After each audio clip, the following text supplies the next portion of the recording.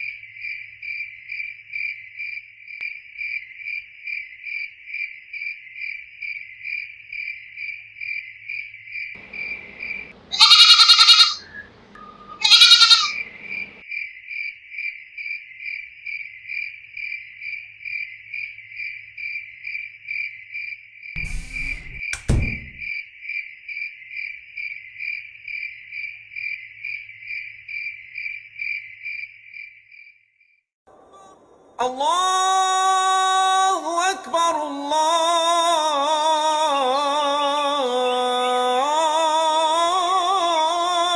अकबर। अरे इमरान, जोया, उठो तो, कब तक सोते रहोगे? आज बकरा ईद है। देखो तुम्हारे अबू मुन्ना को नहला रहे हैं।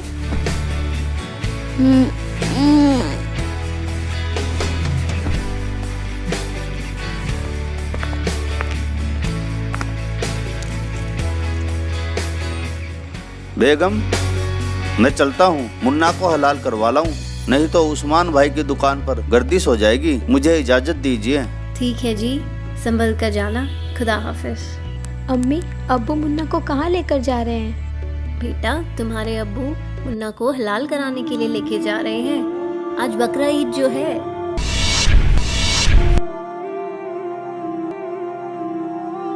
अबू अबू प्लीज मुन्ना को मत लेकर जाओ। बेटा ये जरूरी है।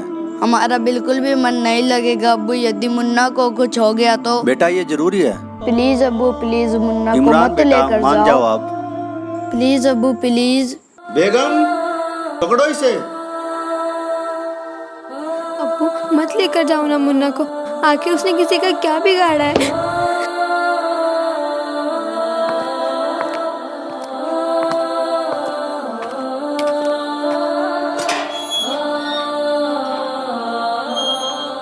अम्मी मुन्ना को मत जाने दो। प्लीज अम्मी, मुन्ना को बचा लो, प्लीज अम्मी।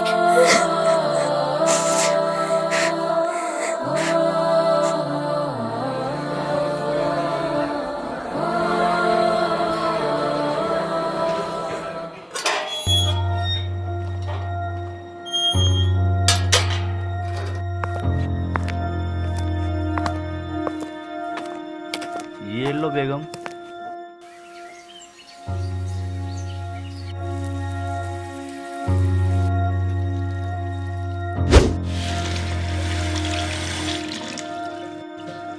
इमरान, जोया, बेटा आ जाओ, खाना खा लो।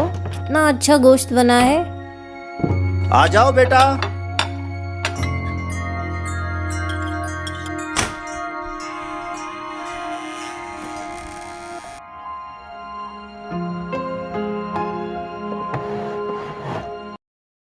अब्बू मुन्ना कहाँ है?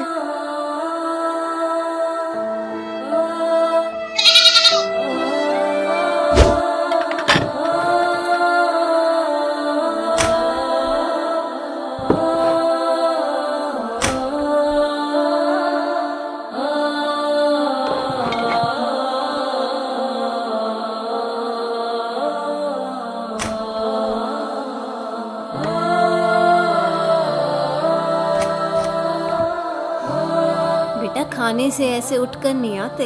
अल्लाह नाराज हो जाते हैं। चलो इमरान, खाना खा लो, उठो बेटा। चलो जोया, खाना खा लो बेटा, उठो। नहीं अब्बू, हम मुन्ना के गोश्त को नहीं खा सकते। हमें खाना नहीं खाना अब्बू, खाना नहीं खाना। बेटा ये तो अल्लाह का फरमान है। अल्लाह ने उसे ज़मीन पर हलाल होने के लिए ही भेजा था। उसे तो हलाल होना ही था। अब्बू क्या बिगाड़ा था मुन्ना ने आपका? कितना प्यारा था वो। माफ़ करना अब्बू, यदि कोई कल को हमें हलाल करे या कुछ कहे तो आप क्या करोगे? हाँ, कोई हाथ तो लगा कर दिखाए तुम्हें, हराम खोर के टुकड़े टुकड़े कर दूंगा। तो फिर अब्बू, आपने बगैर किसी कसूर के मुन्ना को क्यों हलाल करवा दिया? वो भी तो किसी का बच्चा था ना। अब्बू आप तो कहते थे कि कीड़ी से लेकर हाथी तक सभी उस एक अल्लाह के ही बच्चे हैं, तो फिर क्या वो मुन्ना उस अल्लाह का बच्चा नहीं था जिसे आपने हलाल करवा दिया? अब्बू, आपने अल्लाह के बच्चे को हलाल किया है, अल्लाह क्या सजा देंगे आपको इसकी? अरे बेटा, मुन्ना को हमने कलमा पढ़कर ही हलाल कराया है, जिससे उसकी रूह जन्नत में चली गई। इसीलिए अब उसका गोश्त खाने से हमें सवाब मिलेगा। अम्मी, यदि ऐसे ही जन्नत में जाते हैं तो आप एक काम कीजिए, हमें भी कलमा पढ़कर हलाल करवा दीजिए, ताकि हम भी जन्नत में जाकर अल्लाह से पूछ सकें कि वाकई आपने ये हुक्म दिया है कि बेजुबानों को हलाल करो।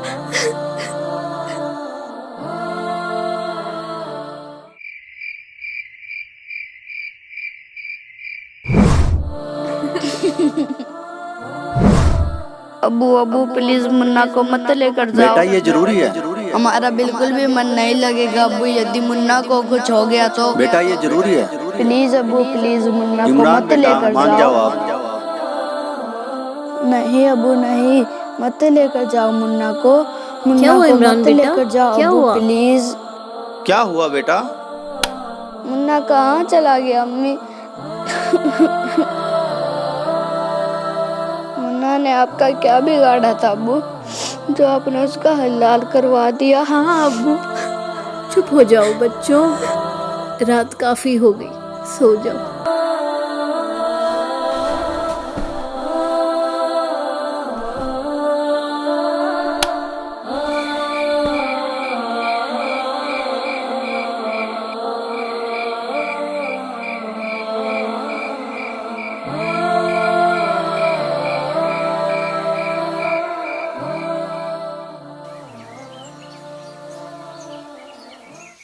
अच्छा बेटा, मैं जा रहा हूँ। बेगम मैं जा रहा हूँ। अस्सलाम वालेकुम।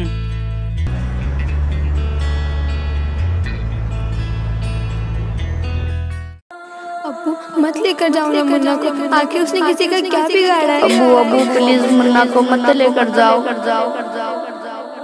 माफ़ करना अब्बू, यदि कोई कल को हमें हलाल करे या कुछ कहे तो आप क्या करोगे? आरिफ भाई सलाम वालेकुम। वालेकुम अस्सलाम। चलो आरिफ भाई लंच करने चलते हैं। आप कर लीजिए, मुझे भूख नहीं है। नहीं आरिफ भाई, ऐसे काम नहीं चलेगा। मैं सुबह से आपको देख रहा हूँ, काफ़ी परेशान लग रहे हो। लंच तो करना ही पड़ेगा। चलो खड़े हो जाओ।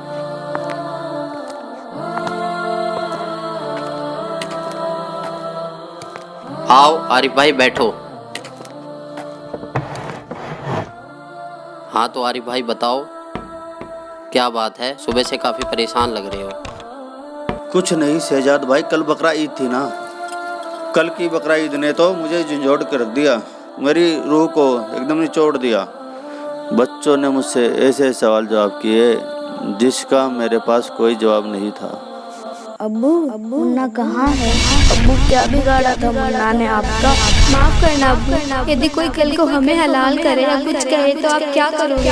आपने बगैर किसी कसूर के मुन्ना को क्यों हलाल करवा दिया? अब्बू आप तो कहते थे कि कीड़ी से लेकर हाथी तक सभी उस एक अल्लाह के ही बच्चे हैं, तो फिर क्या वो मुन्ना उस अल्लाह का बच्चा नहीं था जिसे आपने हलाल करवा दिया? अब्बू, आपने अल्लाह के बच्चे को हलाल किया है, अल्लाह क्या सजा देंगे आपको इसकी? तो शहजाद भाई अब आप ही बताइए मैं क्या करूं? उसके बारे में किसी बाखबर को पूछ कर देखो कि वो बाखबर होगा और वही खुदा की इबादत करने का तरीका बताएगा। और फिर तो आपको यह भी पता होगा कि वो बाखबर कौन है जिसके बारे में कुरान शरीफ के अंदर जिक्र किया गया है। वो बाखबर ही तो संत रामपाल जी महाराज है।